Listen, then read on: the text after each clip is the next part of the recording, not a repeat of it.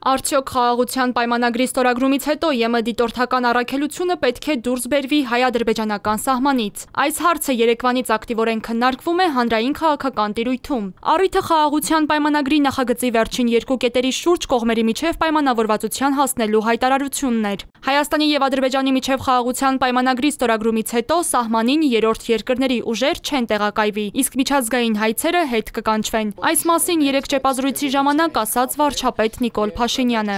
Այն պահից, երբ որ ակնհայտ դարձավ, որ մեզ չի հաջողվում եւ կարծես թե չի հաջողվելու ունենալ իդեալական ձևակերպումներ այդ առումով, մենք նաև անվտանգության խորհրդի ֆորմատով ենք քննարկել եւ եկել ենք այն եզրակացության, որ այս պահին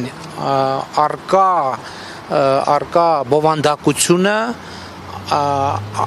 կարող է համարվել այն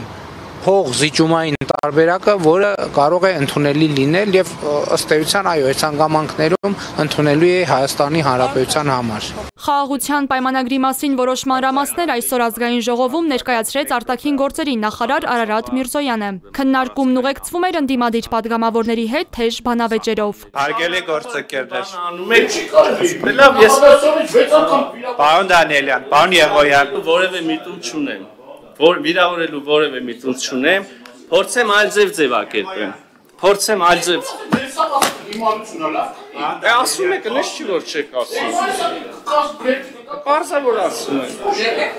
Արդյոք ԵՄ դիտորդական առաքելությունը կավարտի իր գործունեությունը հայ-ադրբեջանական սահմանին։ Դիտորդական առաքելության տեղակայումից հետո Հայաստանը լայնածավալ էսկալացիաներ չի ունեցել։ Լրագրողների հետ ճեպազրույցում խոստովանում է Միրզոյանը։ Երբ որ պայմանագիրը կստորագրվի, կվավերացվի, կմտնի ուժի մեջ, դա նշանակում է, որ խաղաղություն է հաստատված։ Իրենց գործառույթը նպաստելն էր խաղաղությանը, հա։ Հիմա եթե մտավ ուժի մեջ, խաղաղությունը հաստատված է, հետևաբար մենք Եվրամիության մեր գործընկերների հետ երևի պետք է քննարկում ունենանք այն մասին, թե ինչպիսի փոփոխություն է պետք մտցնել մանդատում, ինչպիսի այլ համագործակցություն է պետք ծավալել։ Երրորդ երկրների ուժերի չտեղակայման կետը փաստացի վերաբերում է ԵՄ դիտորդական առաքելությանը, ասում է քաղաքագետ Արեգ Քոչինյանը։ Նրա կարծիքով խաղաղության պայմանագիրը անվտանգության ավելի մեծ երաշխիք է, քան դիտորդական առաքելությունը։ Երբ որ դու ունես որևէ երկրի կնքած խաղաղության պայմանագիր, դա շատ ավելի մեծ խաղաղության ռեժիմ է կամ շատ ավելի բարձր խաղաղության ռեժիմ է, քանի որ այնտեղ կա մի հատ դիտորդական առաքելություն։ Ի վերջո մենք ասենք մի անգամ չի որ խոսել ենք, որ ոչ պետք է գերագնահատել, ոչ թերագնահատել ԵՄ դիտորդական առաքելությունը։ Ու նաև սա չի նշանակում նորից եմ ուզում կրկնել, որ եվրոպական առաքելությունը դուրս է գալու Հայաստանից, որտեղ այդ առաքելությունը կարող լինի ոչ միայն դիտորդական։ Մենք անվտանգության գործում հազար ուրիշ գործ ունենք, որոնք կարող են խնդրել մեր եվրոպացի գործընկերներին մեզ աջակցել։ ԵՄ դիտորդական առաքելության տեղակայումից 4 ամիս անց Փաշինյանը ազգային ժողովում ուշագրավ հայտարարություն էր արել։ Ըստ Հայաստանի վարչապետի, մինչև ԵՄ դիտորդների Հայաստան ժամանելու որոշումը, Ադրբեջանը մշտապես արևմտյան հարթակներում Հայաստանի դեմ իր ագրեսիվ գործողությունները բացատրում էր այն հանգամանքով, թե Հայաստանը Ադրբեջանի հետ սահմանին ավելի շատ ռուսական զորքեր է տեղակայում, քանի որ պատրաստվում է Ռուսաստանի հետ համատեղ ագրեսիվ գործողություններ իրականացնել Ադրբեջանի դեմ, ինչին էլ հաջորդել է ԵՄ դիտորդական առաքելության տեղակայման Փաշինյանի առաջարկը։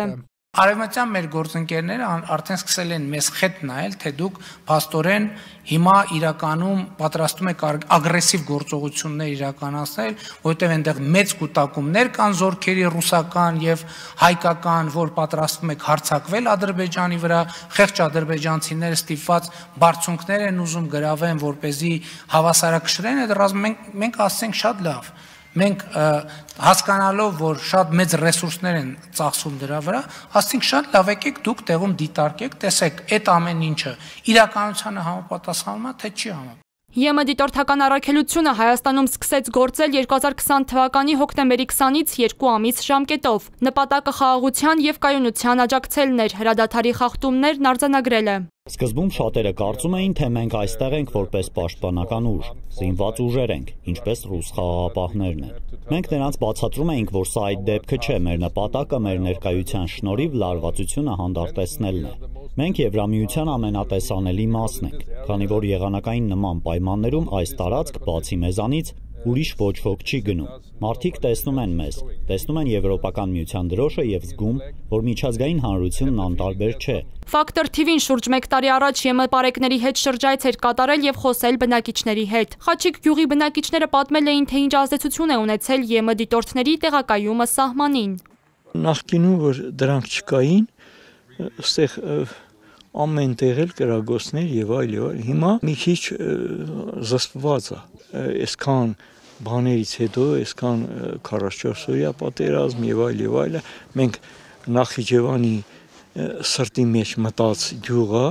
սրտի մեջ, բայց դե մի հատ կրագոց չեղավ։ Փոփոխություն չեղավ։ Ես հենց տեսա իմացա, որ Եվրոմիության դիտորդներ են Խաչիկում։ Նրանց ներկայությունը ձեր կարծիքով անդրադարձել է սահմանային լարվածության նվազմանը կամ աճմանը։ Նվազմանը անդրադարձել է, իհարկե, ամբողջ Հայաստանի սահմանում